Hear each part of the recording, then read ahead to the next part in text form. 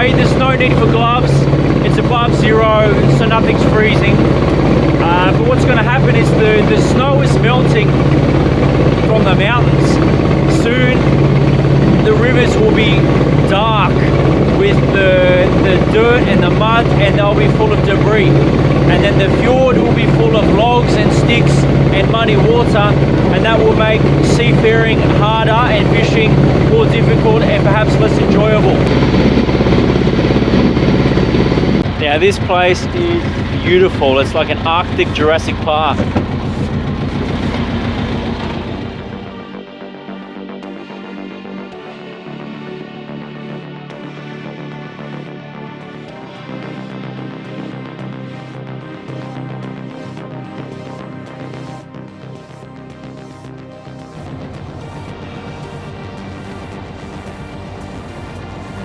So I'll take you on a brief tour of the vessel that we're on today. Here's the skipper, Julian, also one of my closest mates, maybe unfortunately to him sometimes. This is the deck of the boat. This is the only real outside area that's comfortable, and we're usually doing the fishing off here. It's also good to sit here and have a tea. This is the outside steering wheel and the outside gearing system. So there's two, there's one inside, but I'll show you in a moment.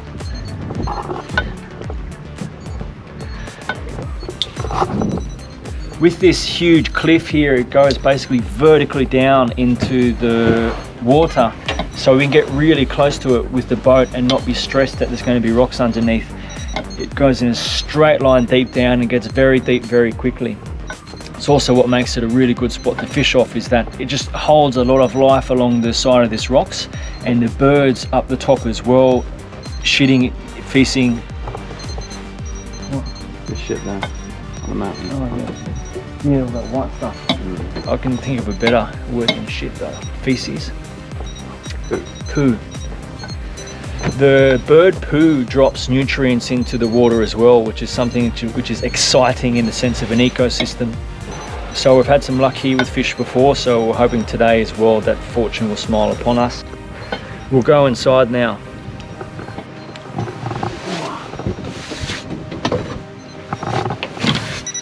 Here is the depth sounder, fish finder, navigation system, whatever you want to call it. There's a couple of different options, but at the moment we have it on the fish finder, so it gives us a bit of an alarm when it's picking up creatures. Here is also the primary pilot seat, the steering system. So we have the steering wheel and then the throttle down here. This is where we keep the life raft, somewhere pretty handy in case we need it. The life raft is best to be accessible because when you need it, it's going to be in an emergency situation, and you want it to be as identifiable and as retrievable as possible, because you're going to be using it under duress, stress, overwhelm. A lot of things can be happening. It's also this big bright yellow color, so we can easily identify it. And here is the fire extinguisher. A fire on the boat is going to be a serious problem. There's an old stove here. This is just a classic old school boat, fisherman's boat, and this is good to keep the cabin warm, or to also boil a tea. Here is the lounge, the saloon, the galley. It's called any of these. Mainly it's just where we're storing equipment at the moment, but it is a nice place to sit and really relax the body.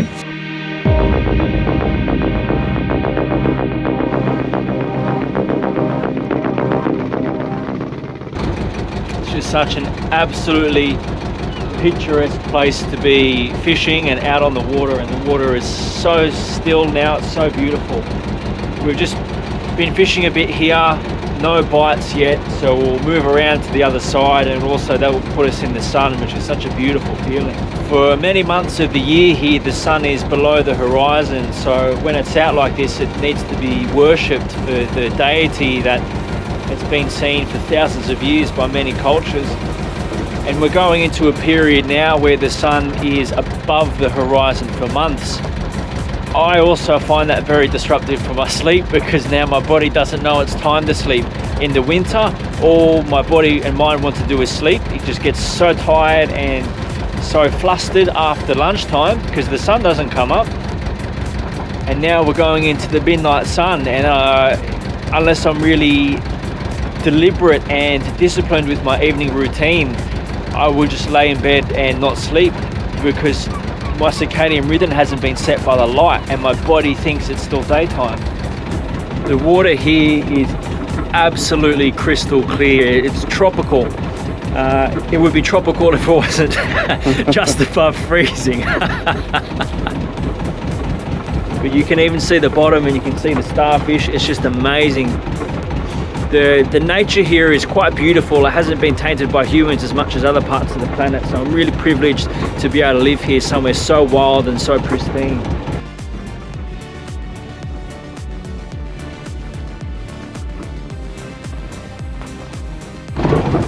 So I'm the one usually catching all the fish, and Julian has caught a snag and looks like he's just worked it off. Yeah, you beauty. I have to be pretty patient when I'm out with this bloke. Because I catch so many fish to show you up, really, isn't it? We've just had a bit of a problem with the engine, and problems with the engine at sea is not a good quality problem.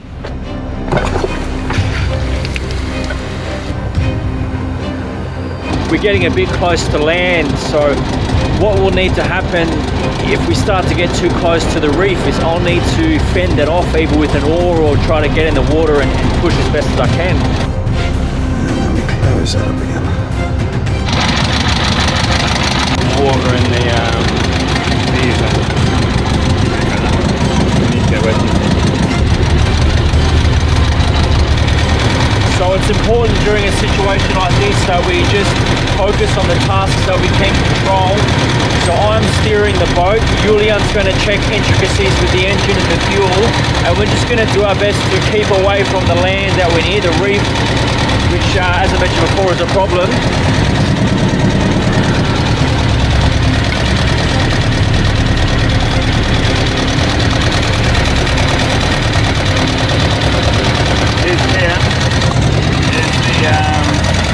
The feed pump to the diesel.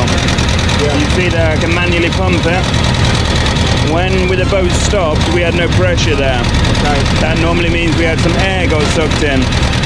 That could have been from water in the diesel tank. Did it just stop or did you stop it? No, it stopped.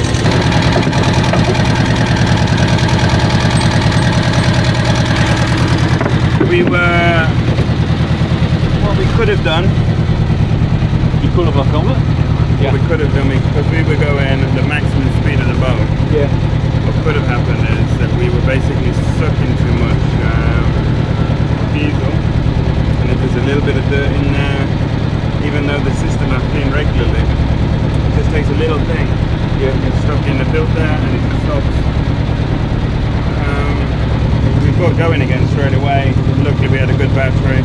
We have a spare battery and we have a jump start in case you're trying to crank it over too much. So you should have fail-safe for fail-safe. We have fail-safe.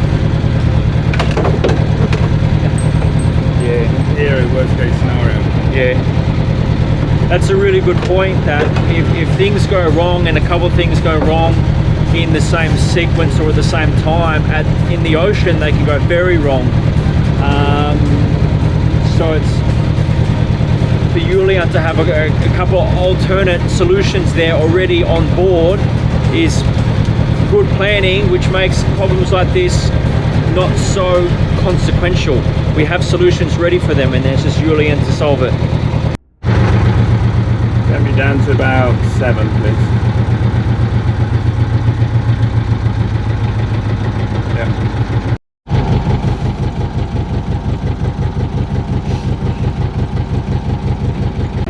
Just securing the boat now to the wharf.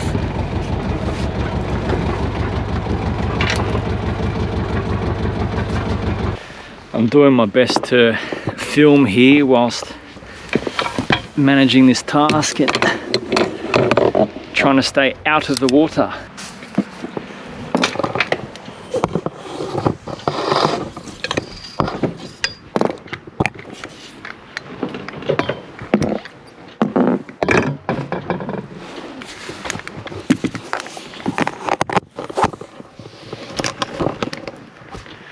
So I'll just clip this up to the front.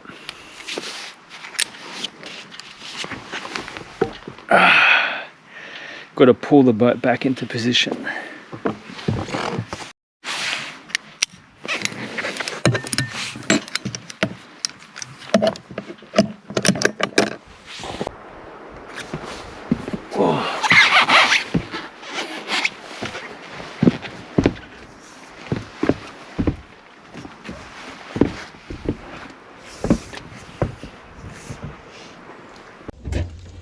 Back on land, safe and sound. What an action-packed day.